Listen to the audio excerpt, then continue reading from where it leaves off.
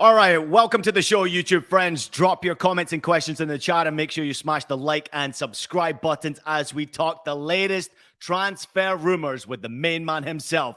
Yes, that's right, Fabrizio Romano. Here we go. Let's have it. I'm joined by the hardest working man and most talented man on the internet. Yes, that's right, Fabrizio Romano. We got a lot to discuss today, so no hanging around. Qué Golazo begins right now. Welcome along, everybody. Welcome, Fabrizio. Fabrizio, how are you doing, man? I'm just hearing breaking news. Tell me about Antoine Griezmann. Something happening? Yes, it's official, my friend. First of all, I'm fine. Thank you as always. And always a pleasure to be here. And always a pleasure to be here with news because transfer market is never closed. I always told you. We always have updates. And in this case, it's an official confirmation from Atletico Madrid and Barcelona. Antoine Griezmann is Atletico Madrid player on permanent deal. So now there is the statement after the words from Matteo Alemany, Barcelona director, Juan Laporta, Barcelona president. Now is confirmed by official statement.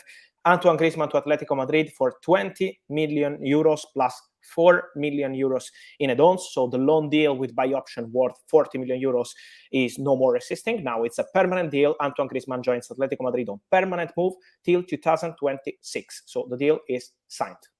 Nothing better than a here we go from Fabrizio Romano. Thanks to everybody out there for joining us. Please make sure you comment. If you have any question for Fabrizio, please drop it in the comment section. We'll try to get the best questions out to him as well. Now, Fabrizio, I want to start picking your brain with some of the fantastic youngsters that are playing the beautiful game right now. One man I want to focus on before we go anywhere else is Benfica's Antonio Silva. This guy has really caught my attention. Very young player, only 18 years old, a centre-back. I think he has a contract until about 2027 at Benfica, so he's kind of locked down, but a lot of rumors out there about this talented youngster. What more can you tell us? We will have many rumors on this guy because you mentioned Antonio Silva is something special. He's really something special. I was also speaking to some people who were in Turin when he had this game against Juventus, last minute appearance against Juventus because he wasn't expected to start. And then because of some injuries, some situation internally at Benfica, he had this opportunity and he was incredible playing against Dusan Vlahovic is never easy and he was fantastic. And then again and again with Benfica, he's doing something special. So I'm sure that the rumors will be there for a long time. As you mentioned, the contract is really long. It's a 5-year deal with Benfica. But at the same point, we have to mention that Portuguese club, especially Benfica, they are used to sell players at the right moment. So we don't see Antonio staying at Benfica for 4 or 5 years. I'm sure that it's a matter of time. And then in a few years, he will leave Benfica to try new experience in some top club around Europe. With all respect to Benfica, fantastic club. But you know that when big clubs are coming with big money, it's really difficult to keep the players. And this is also the case for Antonio Silva. I was asking also yesterday, and the answer I'm getting is at the moment there is still no negotiation with Benfica or negotiation with the agents, but many clubs, important clubs, especially from England, are sending their scouts to watch this boy, to follow this boy and this growth. People close to the player are convinced that he will be one of the most expensive centre-back in the history of the game. He can be a player for maybe 80, 90 million euros in a few years. Of course, now it's too early to say, but the impact has been incredible. And so let's see, but I feel the Premier League could be his next destination. Yeah, 11 appearances this season, all competitions. And obviously we're hearing about the Manchester United and Premier League rumours there, confirmed, of course, by our great Fabrizio Romano. But recently also made his debut for the Portuguese under-21, and that's important. The international debut is where it's at when it comes to these young stars. And I also had a little conversation with my good friend Nuno Gomes, who told me a lot about some of the young kids. And he's not the only one who's coming through the ranks at Benfica, by the way. Fabrizio, let's move on to Rafael Leao, one of the hottest and most talked about youngsters right now. It's, of course, Leao. He's absolutely sensational. What he's doing in Serie A is fun to watch. He's 23 years old. He's balling out. 4 goals, 7 assists from the 11 appearances this season. But his contract, obviously, a tricky situation with Milan. And we've heard from Maldini. But what are you hearing about the whole situation? And what do you think could end up happening? Yes, it's not an easy negotiation. It's not an easy negotiation because, as you mentioned, Rafael Leao is something special. He was the best player in Serie A last season, and I have a feeling it will happen the same this season because he's doing great with Milan. He's scoring goals, he's providing assists, he's a fantastic talent, and his mentality is something special. It's not just about the quality, but he changed his mentality in the last few months, I would say. Last season, it was incredible how he changed his approach to the game. So Rafael Leao, in my personal opinion, is ready to try and experience maybe elsewhere, maybe in the Premier League. But at the same point, we have to respect Milan position because, as you mentioned, Paolo Maldini a few days ago, before the Chelsea game, he said, we are negotiating with Rafael Leao. We want to extend his contract. The current deal expires in June 2024. So it's kind of dangerous situation because Milan can't wait too long before reaching an agreement with Rafa, or it will be dangerous to continue like this. And Milan already lost many players on a free: Donnarumma, Frank Kessie, Akan Çalhanoğlu. Many players left Milan on a free, so they have to be careful with this Leao situation. But at the same point, Maldini said, I'm optimistic because they have a good feeling on player side. They are convinced that the player knows that maybe one more season with Milan could be the best way for him to go at top level. So now the negotiation is ongoing between Leao and Milan. Is not yet close to being completed, to being agreed. So it's still ongoing. It's still on the early stages of the discussions. Let's see what happens. Let's see what happens because it's still open. We have to mention that Chelsea, in the final weeks of the transfer window during the summer, they made a bid. It was a verbal proposal, not an official proposal, but a verbal proposal around 75 million euros plus add-ons. Milan said, no way, we are not selling Rafael Leao for that fee. They wanted 150 million euros, the value of the release clause, because he has a release clause, and it's 150 million euros. So Milan never wanted to negotiate for less than the release clause. So let's see what's next. But my feeling is that everything is open for Leao, and Milan will fight till the end to extend his contract. Hey, Fab, with this recent investment coming into Milan, obviously we know from the Americans, and I know the Yankees are involved a little bit there, so that gets me a little bit excited. Do they have to sell these superstars? We understand and recognize that Leao may at one stage in his career want to move on and try, obviously, a Premier League or wherever it may be, big money offers. But now you recognize Milan have a lot of financial backing now, so do they have to sell these big stars? No, I would say no, they don't have to sell these players because also they did the same with Theo Hernandez. For example, the same Maldini said a few months ago, we received some approaches for Theo Hernandez, in my opinion, one of the best left backs in the world, more than a left back because he's he's playing as a left back, as a left winger, everywhere on the pitch. You can see Theo Hernandez when Milan are playing. And we said, no way, we are not going to negotiate for Theo. So don't even come with a proposal because we are not intention to negotiate. So I don't feel they are forced to sell players because they are in a good position. The Milan project is fantastic, in my opinion, what they're doing with young players. They are selling players at the right moment. But the real point in this case is the length of the contract. Because with Leao just having 2 years of contract with Milan is a dangerous situation. Because if you don't extend the contract now or before the end of the current season, next summer it could be a dangerous situation because many clubs can arrive, important clubs maybe from Premier League, and offer Rafael Leao big money, big salary for January 2024 and sign him for free in maybe 1 year and a half. And so it's a really dangerous situation. So Milan have to be smart. They want to extend the contract. They are not forced to sell him, but also losing Leao on a free would be a disaster. And so they have to be careful. This is why the situation is still open. Artie agree with us. He says 75 million is not enough with us. So thank you, Artie, for your comment right there. He agrees with both of us there. Completely off topic before we want to go to break here, but I just want to discuss with you real quickly the form that Napoli are in right now. Put the analyst brain on here. I mean, this is sensational what Napoli are doing right now in Serie A, but not only there, also in the Champions League, Fab. Yes, how the approach to the games is something special, because we already spoke here on Qué Golazo about the players. What they did on the market was something special. We know that it was a big revolution during the summer. But now I'm really surprised to see how consistent they are every single game. It doesn't matter if you're playing with Liverpool, Ajax, or Cremonese in Serie A. They have always the same approach. They are really hungry team. They're working all together, and they have Victor Osimhen not available, who is the best player of the team. So imagine that Osimhen is not available, and they're having us Raspadori and Simeone scoring goals. The approach is fantastic, and I think it's the most European team we have in Serie A because Inter, AC Milan, they're doing very good, and we know Juventus is not a very good moment, but how Napoli approach the games is the most European club, is the most European team, is the most European approach, I would say, also on the market for what they're doing on selling players, buying players, trusting their scout department, as we mentioned last time with Kvaratskhelia. This guy is special. Also yesterday, he provided an assist, penalty. Yeah. So he's a special player, but they have a special structure. This is why Napoli are doing so good. Yeah, let's take a quick break, Fabrizio. We got more to come from the great man himself, Fabrizio Romano. When we return, we'll take a look at what else is happening around the transfer rumor mill and a deep look inside Manchester United. Italy's greatest soccer. Is there anything this man can't do? Europe's most exciting title race. And there's the goal! The battle for the Scudetto is on. Stream every Serie A match live, exclusively on Paramount+. Oh, welcome back to Qué Golazo. You are having a good time with us. It's Ian Joy alongside the main man himself, Fabrizio Romano. Let's discuss Diogo Dalot here. Sometimes when a new coach comes into a football club, Fabrizio, he brings new opportunity and new fortune, new confidence for a lot of players. I didn't watch the game yesterday, but I heard that Diogo Dalot was insanely good. His statistics certainly tell me that 100% dribbles, 100% tackles won, 100% aerial duels won, 82% of his passes completed. I mean, this is incredible to see this kind of rejuvenation from players who were maybe finding them way out the door. Now, all of a sudden, they could be a key part to the project that Ten Hag has going on at the club. Now, he has end of the season, his contract is out. I think the club has an option for him for until 2024. But what are you hearing about the situation with Diogo Dalot? Does he stay at the club? Does he move? What are you hearing, Fab? Yes, first of all, he's one of my favorite players in that position as right back. He's a special player, I think. And he's been really underrated for a long time. And now with Erik ten Hag, as you mentioned, the situation has changed. He's now a regular starter. He's an important player for Manchester United. But I still remember when he was here in Italy with AC Milan on loan, he was really great with Milan. He was playing as right back, left back sometimes when Hernandez was not available. And he's always been consistent. So he's a player I really like. And I agree with you, he's a really important player for Manchester United in this moment.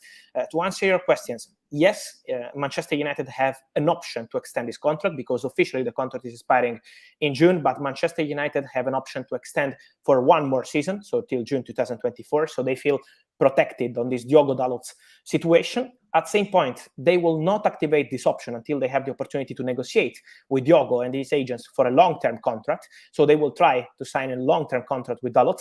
At the moment, it's not something advanced in negotiations from what I'm told. So they are not close to reaching an agreement for a long-term deal. It's still something at early stages. They need meetings and negotiations before saying, okay, we have a final decision on Diogo Dalot's situation.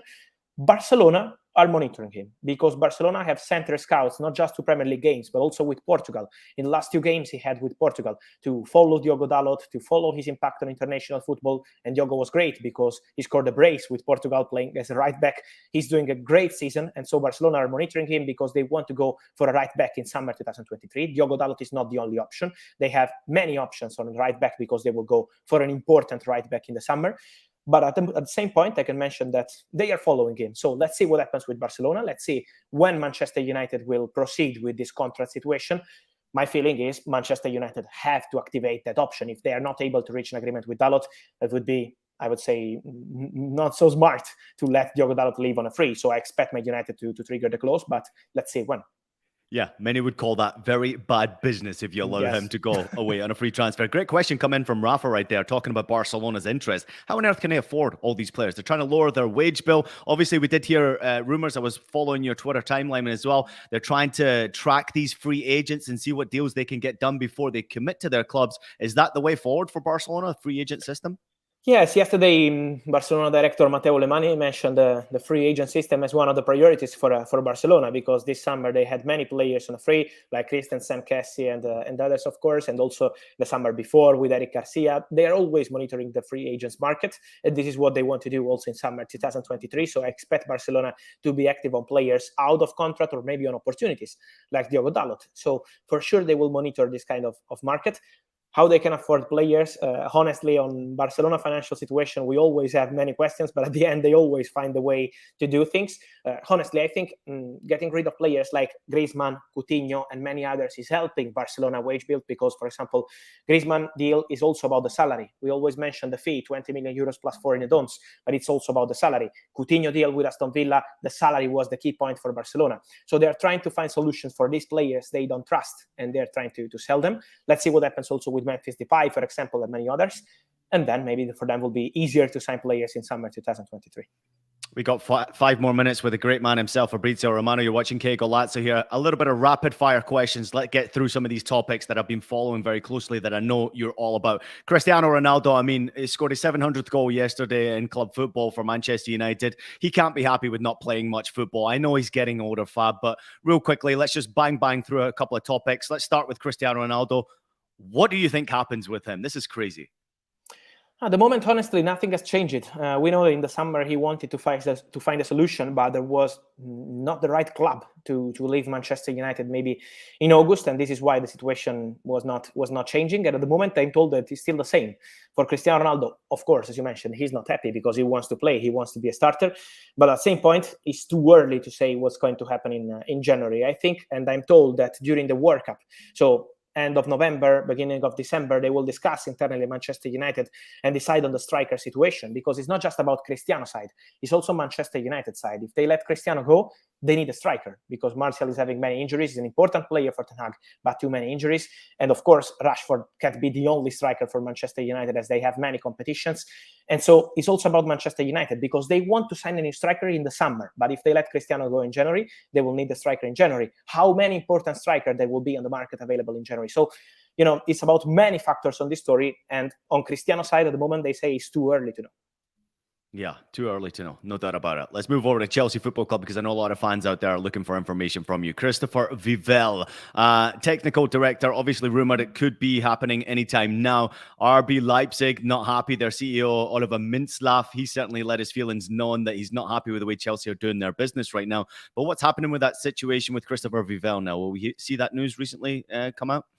Yes, he parted ways with Red Bull Group, with Red Bull Leipzig, and now it's a serious possibility for him to join Chelsea. He's not signed yet, he's not done yet, but negotiations are very advanced between Vivell and Chelsea. He could join as technical director. It means that they can also look for a sporting director in the next months. I'm told that the sporting director situation is not imminent. It could take some time before they decide to go for the right man as sporting director. But as technical director, Christopher Vivell is now the big favorite, the main favorite. He had a meeting with Chelsea. It was last week in London. It was a very positive meeting. So this week there will be new direct contacts to get the deal done with Vivell, but he's expected to join as new technical director, and so this Chelsea board revolution continues. All right, we got a question about Jude Bellingham coming your way right now and the link to Chelsea Football Club. I mean, obviously Bellingham had another terrific week last week. Borussia Dortmund, they leveled things against Bayern Munich in the last minute of the game. Jude Bellingham was captain of that side, as was he captain in the game against Sevilla, the youngest English captain in the Champions League, only 19 years old. This guy is sensational, Fab. I know you're a big fan with him, but what are you hearing about him? I mean, Chelsea fans, they want him obviously to go to Chelsea Football Club, but we're going to continue to talk about this guy. What's happening now? Yes, I think we will mention Bellingham here on Qué Golazo many times for many months, for many clubs also, because it's true that Chelsea will go for an important midfielder next summer. We can say that. Chelsea and Liverpool. I see both clubs going for an important midfielder next summer, so Chelsea will be there. They wanted Frankie de Jong during the summer, because when we mention Frankie de Jong, it's always about Manchester United, and it's true that Manchester United wanted Frankie, but Chelsea were there too. Chelsea wanted Frankie de Jong, and so they are still looking for an important midfielder. In summer 2023, they will be there. And so it's about Chelsea, it's about Liverpool, Real Madrid. Don't forget Real Madrid when we mention Jude Bellingham, because they are always trying to sign the best players in the world, and Jude Bellingham, as you mentioned, he's something special, and so Real Madrid will be there. It will be a crazy race for Bellingham. As we mentioned here, it won't be decided now or in the next weeks. After the World Cup, we will see how the conversations, how the contacts will go, but for sure it will be a crazy race with a lot of competition for Chelsea, for Liverpool, and also for Real Madrid. We never thought that Real Madrid would be able to replace that amazing trio that they had in midfield. But could you imagine Camavinga, of course, and then throw Jude Bellingham in there, Tchouameni? I mean, that would be an insane midfield. Last couple of questions here before we let you go, Fabrizio. We got a loyal viewer. His name is Dane Kane. He's very curious about Newcastle's January transfer plans. We know they've got a lot of money to spend now, Newcastle Football Club, and they're playing really good football right now, Fabrizio. They're fun to watch. Yes, great job. They're doing a great job, and I'm sure that in January they will try to do something, always some smart business. They want to do that. They don't want to sign. I still remember 1 year ago when the new owners came in Newcastle, we had many links with maybe old players at the end of their career as big names, but then at the end, not good for a project. They wanted to go for a completely different direction. I really love what they're doing. The approach has been great, and I'm sure that in January they will go probably for a winger, because, for example, I can tell you that they were looking for a winger in the final days of the market, but then at the end it didn't happen, because they wanted to go for the right players, like Alexander Isak. Now he's injured, but he's an important signing for Newcastle for present and future. So it could be the case for a winger for Newcastle in January. And also, let me mention Bruno Guimaraes, because we always mention, Jude Bellingham, Erling Haaland, many special players around Europe. But what Bruno Guimaraes is doing with Newcastle is special. He scored goals again with Newcastle during the weekend. But in general, he decided to go to Newcastle at the right moment. And they decided to sign him when many important clubs were waiting, because Arsenal, Juventus, also Spanish clubs were monitoring Bruno Guimaraes for the summer. Newcastle decided to invest immediately in Bruno Guimaraes, 42 million euros plus add-ons. In my opinion, he's a player worth maybe 60, 70 million euros. So fantastic business for Newcastle, and great job by Bruno, because he's one of the best midfielders around Europe. All right, Qatari Investment Group. I mean, their sports investment group has been sensational. They have involved themselves in a lot of big sporting projects, including Paris Saint-Germain. Nasser El Khalifi has been very busy again, Fabrizio. What can you tell us about this deal that he's trying to acquire clubs? Yes, now there is a new one, because as you mentioned, they're always looking with this Qatari Sports Investment Group to have clubs or opportunities, projects around the world. And in this case, it will be Braga, the Portuguese club. They will go for 21% of the stake of the club, and so everything was signed in the last 24 hours. Now it's official, and I think yes, it will be beneficial for Portuguese football, and in particular for Portuguese league. I always think it's beneficial to have this kind of opportunities, because you have fresh money. They always want to invest on young players. Is exactly what, for example, City Group are doing around the world. Here in Italy with Palermo, now in Brazil with Bahia and many clubs, and with Qatari Sports Group, it will be the same for Braga. So I'm sure it will be beneficial. Of course, it takes time, so don't expect big revolutions in maybe 6 months or 1 year. It takes time to have the whole project for Qatari Sports Group in this case, and the same for City Sports Group around the world. But I think yes, I think it's beneficial. That is the great Fabrizio Romano. 20 minutes with you is just sensational. But before I let you go, did I see you tweeting about Formula One? I'm a huge Formula One fan. What's going on with the Formula One tweets right there? It was pretty cool to see. Yes, I just announced Pierre Gasly to Alpine team, because I'm not following Formula One every single weekend, but I received this information and I said, okay, I'm sharing also some Formula One informations. Then they started to ask me about Ferrari and these kind of things. I say, no, stop. It was just random info I had. Okay, it's fine, and I'm not going Formula One. Don't worry. Fabrizio, we appreciate you. The football world absolutely loves you. We can't thank you enough for everything you do for a beautiful game. Thanks for joining us today, buddy. Thank you. Always a pleasure, and see you soon. All right. Thanks to everybody else out there for listening to Qué Golazo. Please make sure you take a minute to leave us a rating and a review on your favorite podcast platform. We're available on Apple Podcasts. We're available on Spotify, Stitcher, and anywhere else you listen to your podcast. We are also available as video, so subscribe to us on YouTube. Visit youtube.com/Qué Golazo. Fabrizio Romano, you're a legend. We love you. Thank you.